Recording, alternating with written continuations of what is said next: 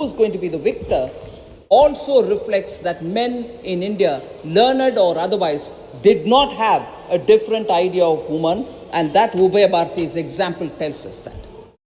There are, of course, 22 women who contributed very richly to our Vedas and Upanishads. I'm not taking each one of their names. Gargi and Lopamudra stand out. Similarly, I heard members this morning also recall from the south eminent fighters, warriors. I also will name Abhay, who was a great, simple two-line aphorisms from her, always enamors all of us. Karakal Ammayar, who was a great bhakti saint. She's treated as a Nayanmar.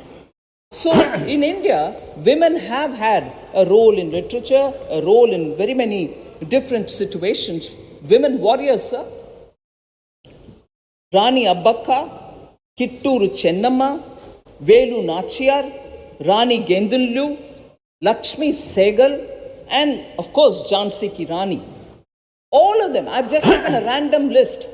So is their prowess in science. E.K. Janaki Ammal was one of the earliest scientists of India. Asima Chatterjee, Anandi Ben Joshi, Anna Mani, and Darshan Ranganathan are all women of eminence in science. So we've had this culture of allowing women to do whatever their aspirations lead them to do, and we've respected it. Of course, as they say in Hindi, Vikrutiya have come into the system, we'll have to cleanse that, and efforts are being made. Now in this I want to highlight, sir, that the party that I represent, BJP, has been consistent in its support for women's reservation. BJP held its national convention in 1994 in Vadodara, and there very clearly stated that we stand for reservations of women, reservation for women in the parliament and also in the state assemblies. If that was in 1994, 1998, BJP reiterated its commitment for women's reservation by introducing it in the Lok Sabha, which I just mentioned a while ago under Prime Minister Atal Bihari Vajpayee. In July 2003, BJP held a national executive in Raipur in Chhattisgarh, and there they passed a resolution seeking 1/3 of all Lok Sabha constituencies to be converted for reserving for women. Progressively, that opinion has been refined now that in 2007, in the national executive, it approved 33% reservation for all organizational positions within the party. And in 2008, sir, BJP amended its constitution to provide 33% reservation to women in its cadre posts as well. And let me take this opportunity, sir, in all humility, to thank my party. I am one of the beneficiaries of this reservation for women that I am here today, and I thank my party for having given me that opportunity. So BJP has been consistently supportive of women's reservation, sir. I remember those days were early days for me as a party spokesperson, but the now lapsed bill, which was passed in Rajya Sabha in 2010, late Sri Arun Jaitley supported it passionately in the Rajya Sabha, and it was passed in the Rajya Sabha. Of course, when it transmitted to Lok Sabha, it didn't get through. So BJP has been absolutely steady in its support for women's reservation, and this morning I heard some honorable members also refer to some very picturesque moments when Honorable late Srimati Sushma Swaraj had waited outside the Parliament House, received Brinda Karat, the Honorable former member of the Rajya Sabha, and they both hugged each other in joy that the Rajya Sabha passed the bill and it is now the turn for Lok Sabha.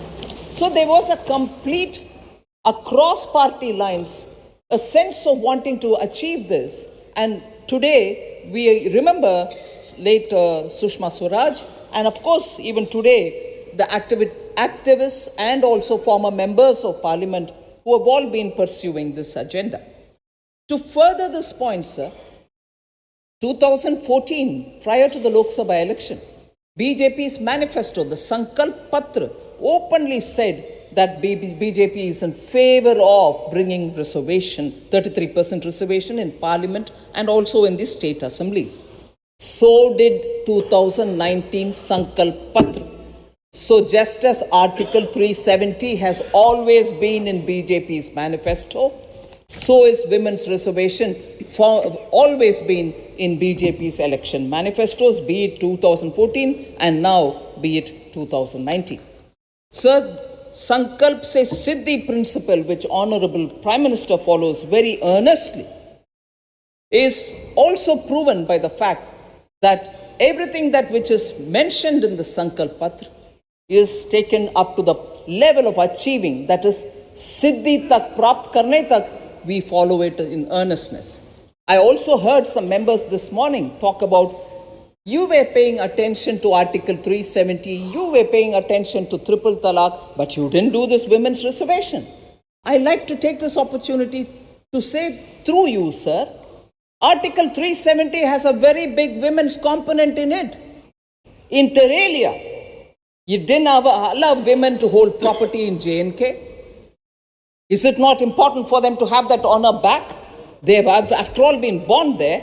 Well, if they married somebody else from anywhere else, how right is it under Article 370 to deny them ownership of property?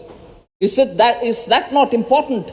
Therefore, when we restored the normalcy and also removed Article 370, women, SC, ST, Bakarwals, all of them get their rights.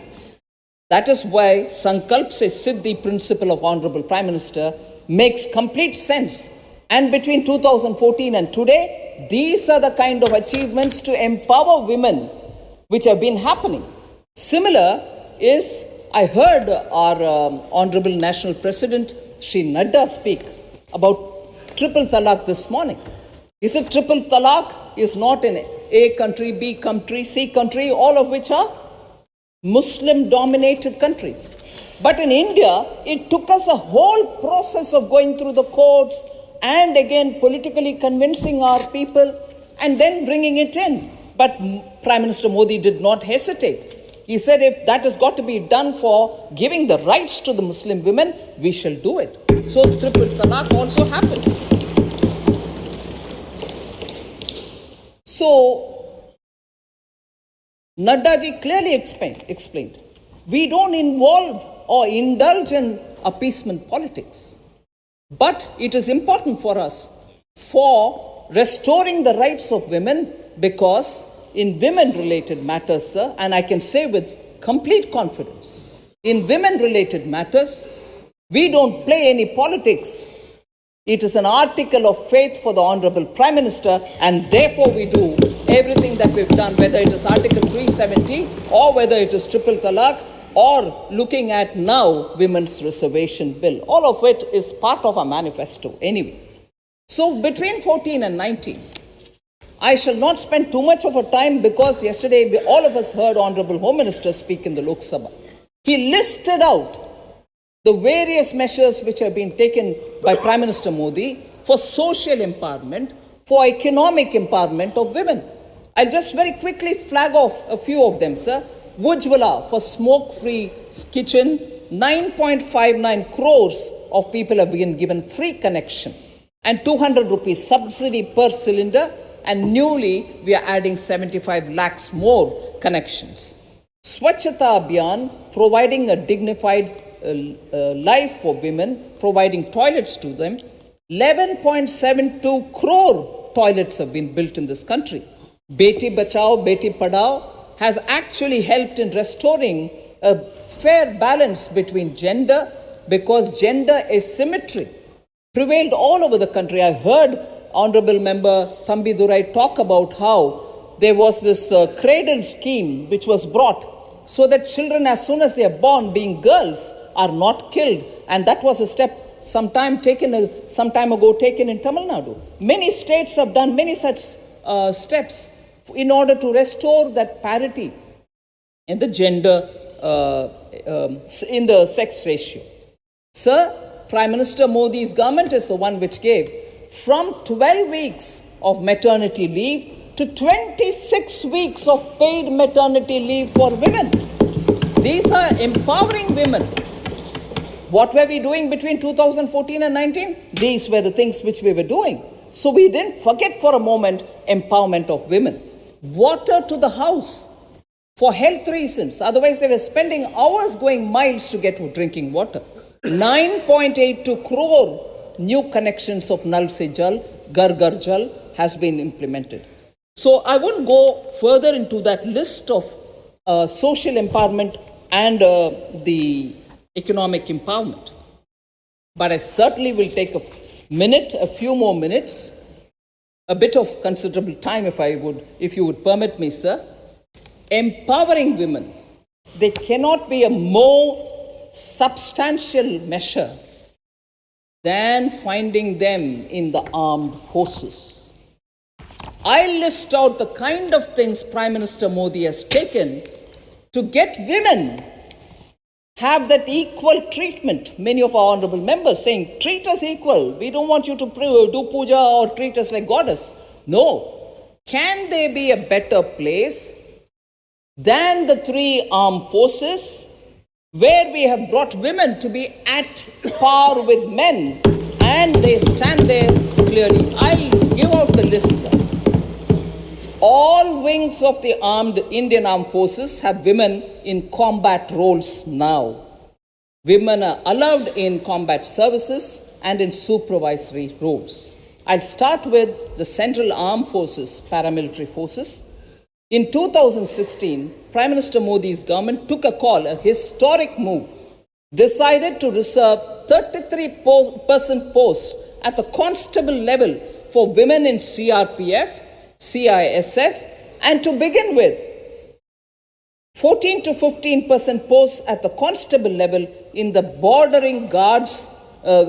guarding forces such as the BSF, SSB, and ITBP have been brought in a phased manner.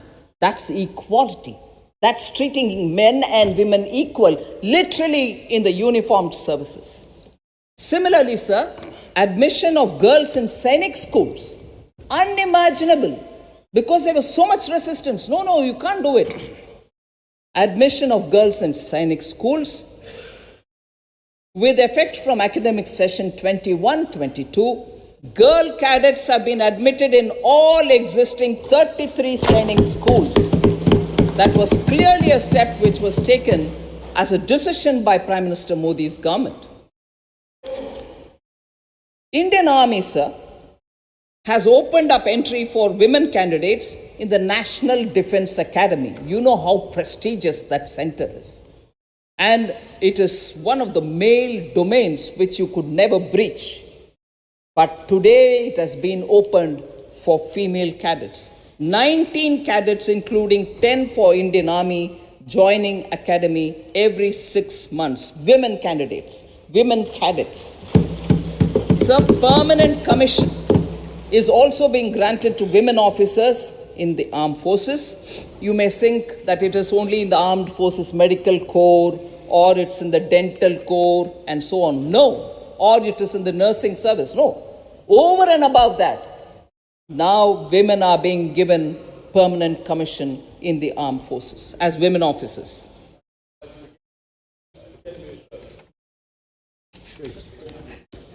Sir, similarly, Indian Army has opened up avenues for women officers to serve as pilots in the Corps of Army's aviation. So flying the helicopters for the Army is done by women now. Women officers are also being considered for colonel rank and are being given command appointments so they can lead commands. Also, sir, there are other ranks which are also getting into the core of the military police in the Indian Army, which has been introduced from 2019. So is the case with Navy. I wouldn't want to read each one of those steps, but today, whether it's Army, whether it's Navy, or whether it is the Air Force, they are all being treated at equal with men.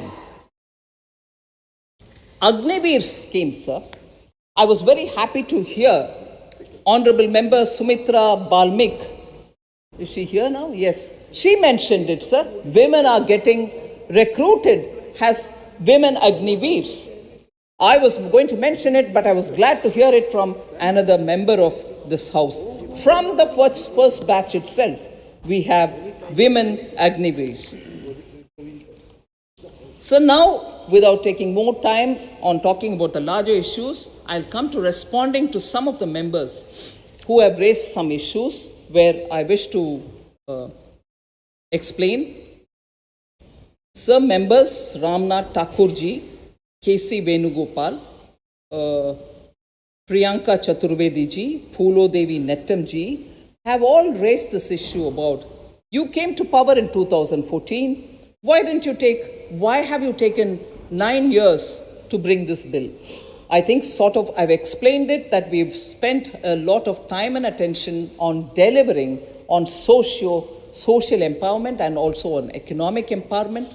In the meanwhile, you also saw how they have been empowered to get into the armed forces and the central armed paramilitary forces as well. Explanations and details with facts have been given by the Home Minister yesterday in Lok Sabha. Women have become now job creators. 29 crore women have also benefited because of the Mudra scheme, where 70% of all beneficiaries are women. So there are several schemes which has helped women to come up to some level. That's what we've been doing since 2014. Then there was this question, I think in general, several members have raised saying, why a special session for this bill? Sir, that simply we've come into new complex, new building for Parliament, new India.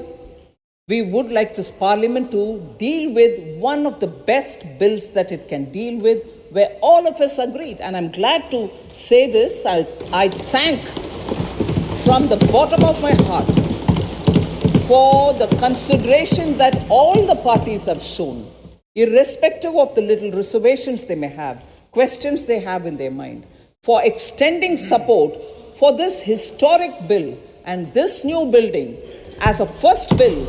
Handling this bill is, I think, a very good start for a building which is being built for the next 100 years for the country. Even if delimitation is going to come up with newer members, there's enough space to accommodate a lot of new ones. Sir,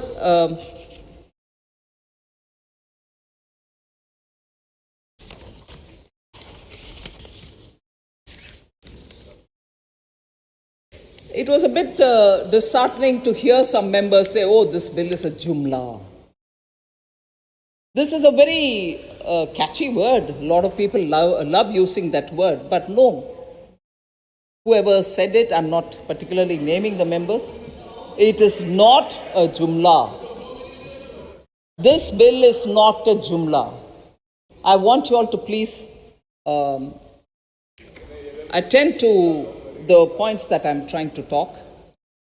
And the context in which the Home Minister said, I think has been well understood, but it's convenient for us to use jumla again, no? So we forget the context in which Honorable Home Minister said it. So the legal process, no, thank you. That was misunderstood, or you're interpreting it differently. I don't want to get into it. Now I'm talking about the Women's Reservation Bill. Legal processes which need to be adopted for enabling this provision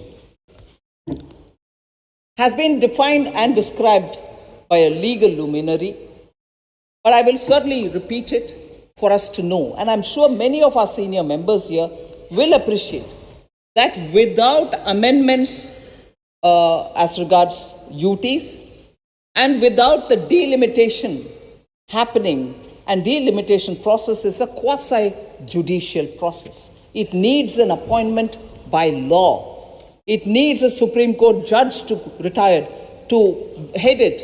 It needs members from the Election Commission. It will also have member representatives from every party, recognized party.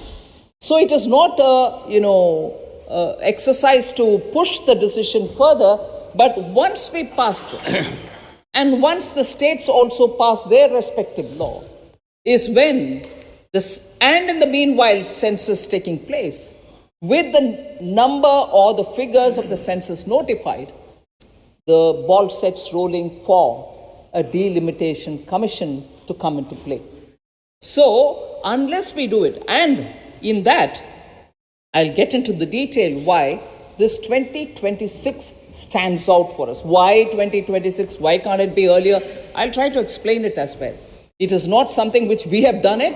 We are carrying a legacy where delimitation dates have been frozen, not once, frozen twice, and for long periods of time. I'll get into that.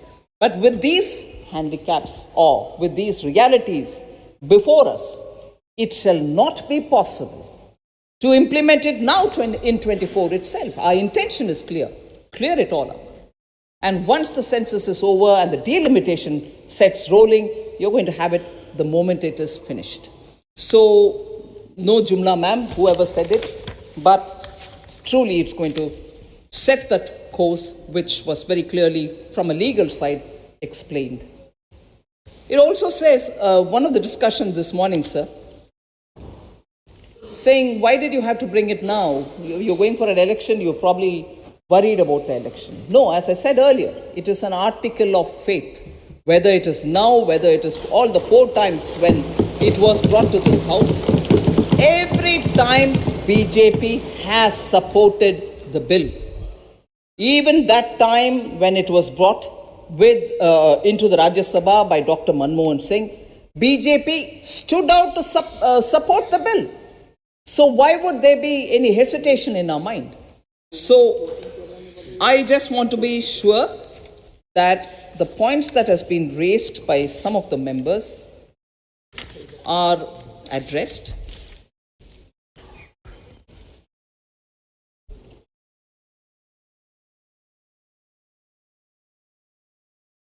Sir, before I get into talking about the delimitation details, I want to pick up on Sri Binay Vishwam,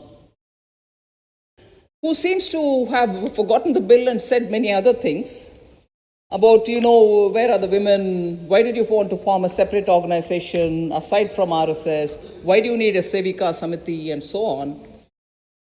They are 100-year-old organizations. All of us know how they are involved in public service, particularly when there is a disaster, a cyclone, a flood. Man and woman are there first.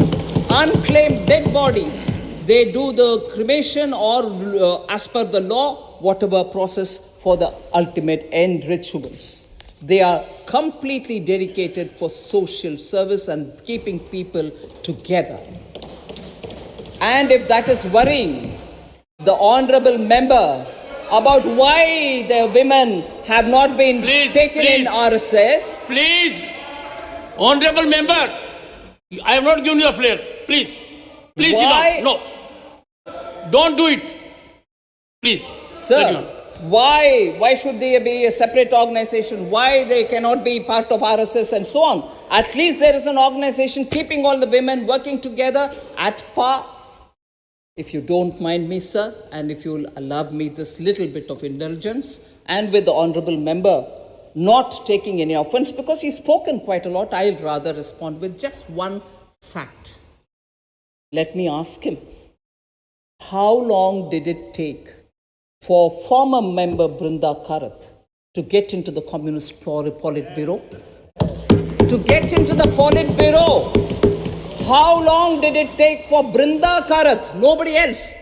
It was public debate. It was a public debate to say, Communist Party, you don't have one woman in the Politburo. And it's not as if you don't have women at all. Poor Brinda Karat had to fight away. And now you're talking about RSS and Sevika Samiti? Please.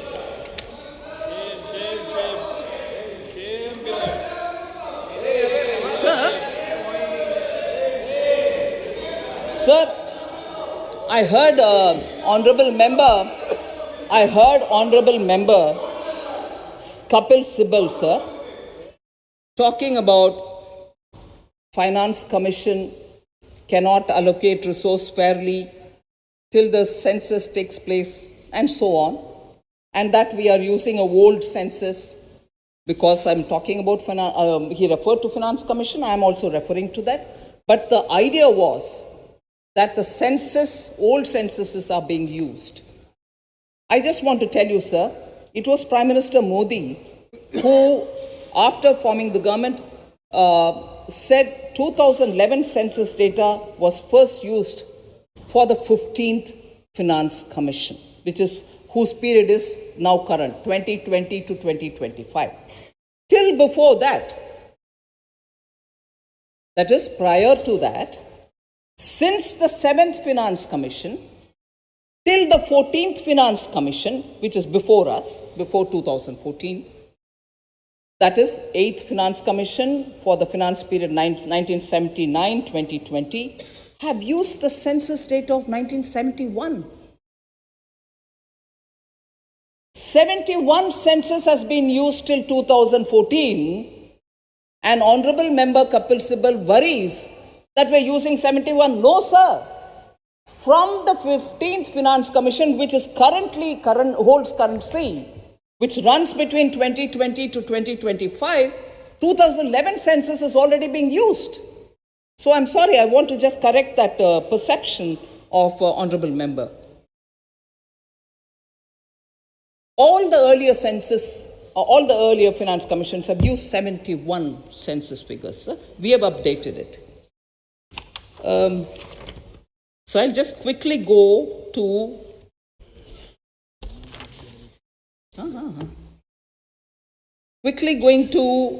talking on the readjustment of seats, sir. It's not a problem that we have created. It's not a problem that we suddenly, realize. I would like to trace back as to why readjustment of seats has to go through a particular process, and it's not new problem today. I'm not saying it's a problem, but it is a situation which was created long time ago. I'll just tell you that. Article 82 provides for readjustment of seats after each census. So as per this article, sir, seats of Lok Sabha allotted to the states as well as division of each state into territorial constituencies will be readjusted after each census. It provides restriction that such readjustments shall not affect the representation in Lok Sabha until the dissolution of existing Lok Sabha. Just the core facts before us. In 1976, and this is where I'll draw the attention of the honorable members. In 1976, the 42nd Amendment of the Constitution inserted two provisos to this article. 42nd Amendment inserted two provisos, which are under Article 82 and 173.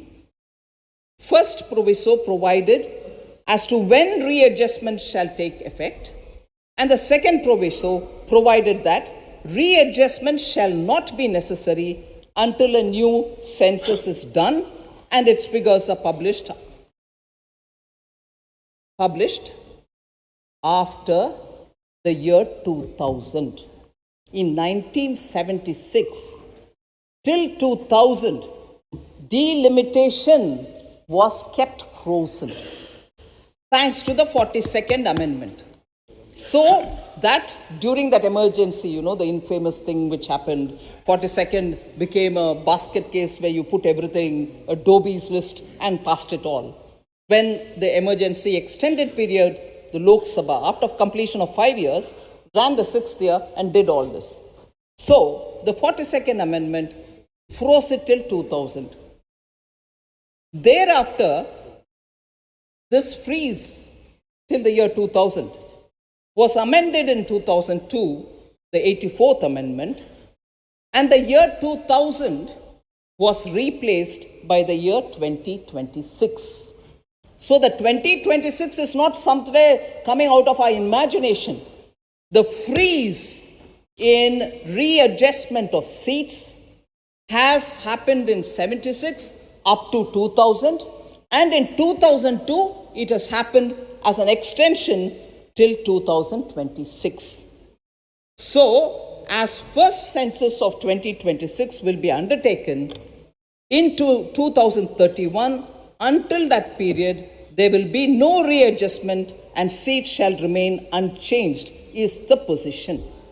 Now, what we are trying to tell you here, therefore, is after the census now, which can start from early 24 in all probability, it will go, and once the census is completed, its announcements are over about the findings of the census, the report of the census, then the delimitation commission can be set, and it will do its job not just for the Lok Sabha seats but also to the states. Then the reservation comes into implementation. So I won't spend more time on that, sir. There's one more response I want to give. Shri K.C. Venugopal had mentioned that what happened in 1989, I'm not repeating or quoting his words, broadly, what happened in 1989 when Rajiv Gandhi introduced reservation bill for women in local bodies. Entire BJP gang, if I'm wrong with the expression or words, you may correct me, entire BJP gang opposed it.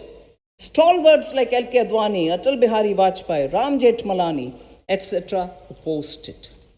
So I just want to go back to actually what happened then. 1989, it didn't get passed. Opposition was there, a lot of opposition happened.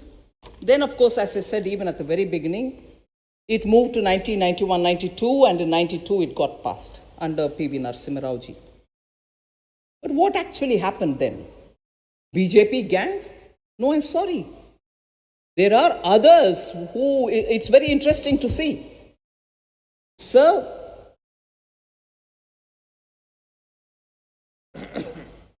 because the center-state relations at that time, and I'm purposely bringing this element, was such that it was felt that the Panchayati Raj plan clearly aims at depriving the states of power to manage their own local bodies. This was the narrative which went into the opposition's minds. Chief ministers like Sri Karunanidhi, Jyoti Basuji, Devi Lal, and Sri N.T. Rama Rao, all of them made it clear to Sri Rajiv Gandhi that this was an issue which required a national consensus. So it's not the BJP gang, sir. All states were standing up to say, sorry, you're taking away our powers. And I'm quoting here, sir, Sri N.T. Rama Rao, as reported in a newspaper. If you want, I can always leave this authenticated copy. Said Sri N.T. Rama Rao, let the Prime Minister, I'm quoting here, let the Prime Minister seek a fresh mandate from the people on this issue and then amend the constitution. Sri N.T. Rama Rao said this about that Panchayati Raj bill. Again, sir, I will add, sir, Ramakrishna Hegde ji said, quote, and I'm reading it exactly as the quote is before me. Rajiv now wants to run the villages from Delhi. We won't allow encroachment on the rights of the states. That was Ramakrishna Hegde, sir. Then Saroj Mukherjee from CPM, sir. It's not BJP gang. I'm telling you about CPM also. The CPM's Saroj Mukherjee said, and I'm quoting here, sir, any attempt to reduce the power of the state in the area of local self-government would be resisted, unquote. So, sir, when you don't have a record to justify your center-state relations, and I also do remember the GST debates, You promise something to the states, you don't fulfill it, and the states don't have confidence in your word. GST didn't happen during the period. Whereas that's the confidence Prime Minister Modi could give to the states, and therefore GST was implemented by us. Center-state relations. Center-state relations is a topic on which somebody who used Article 356 to remove state governments so many number of times, more than 90 times, should not speak at all. Sir, just one last point. Such one last point. Lot of people, lot of people.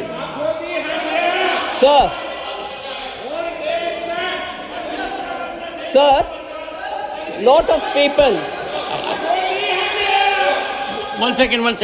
Sir, you want me to sit down? Yes. Sir? No, you want me to sit down, sir? Sorry, sir. You want me to sit down, sir? I request you Is this because you want to give them peace? I just want to say something to you, sir, in case you want them to be accommodated for giving explanation or clarification. If it's not preposterous from my side, would you permit me to just say that's exactly what my respected leader of the opposition objected to yesterday when we were timely getting up and saying, no, factually wrong, you're factually wrong, we want to say. I would want to cultivate. Sir, let me finish. I would want to cultivate a habit.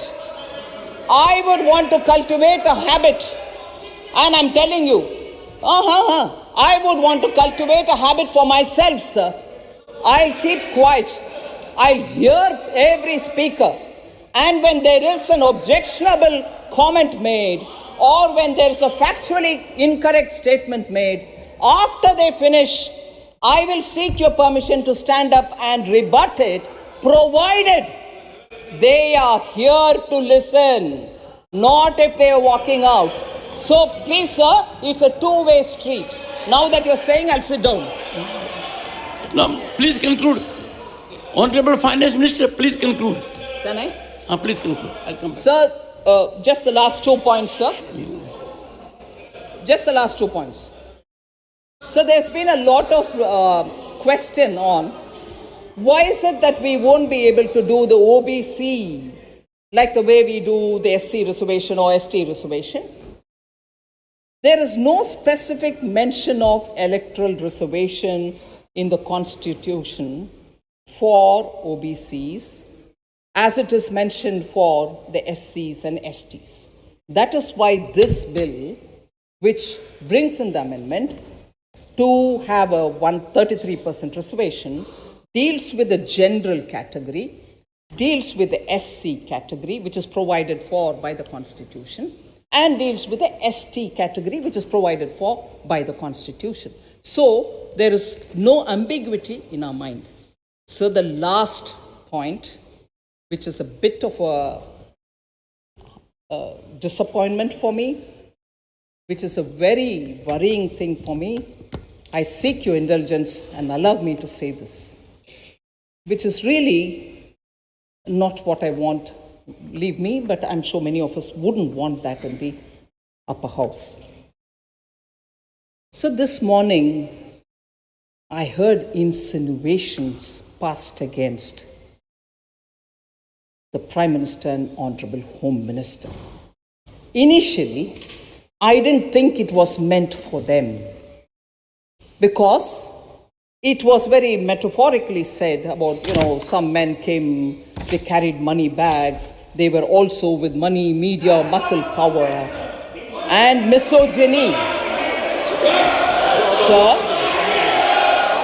I would want this to be finished, and anyone who has an objection can please speak after that. So, when it was metaphorically said, two members came to Bengal, men came with money, media, muscle power, misogyny, and mocked the Chief Minister. I was just plainly hearing it. I didn't think I got perturbed. But I'm happy that you've already said, substantiate it. Sir, I'm glad you said substantiate it. And I thank you for it on the assumption that if it is not substantiated, it will be expunged. But why am I worried about any reference to any two men? I shouldn't really be worried, right? Agreed.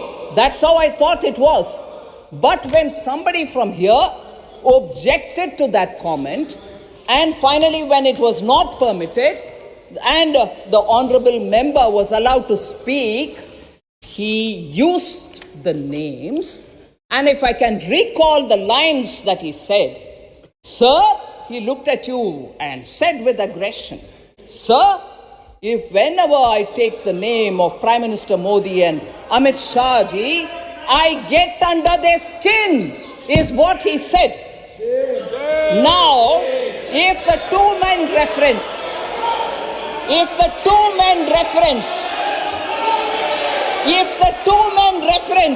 was without any name, I will not be bothered. But when somebody protested it from here, the true thought was betrayed. The true thought was betrayed. And the true thought was Prime Minister's Modi name and Amit Shah's name.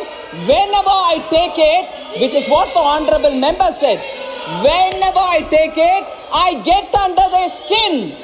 So everything ties up. Everything ties up. I would humbly request you, sir. I will humbly request you, sir, that that document be provided here, corroborated, substantiated. If the money, muscle man and the media have come, or else apologize and the remark be expunged. Thank you very much.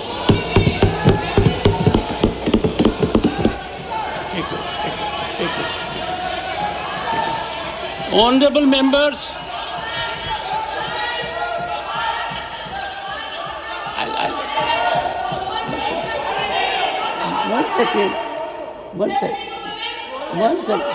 one second. Take your seat. Honorable members, take your seat. Please take your seat. Take your seat. No, don't do it.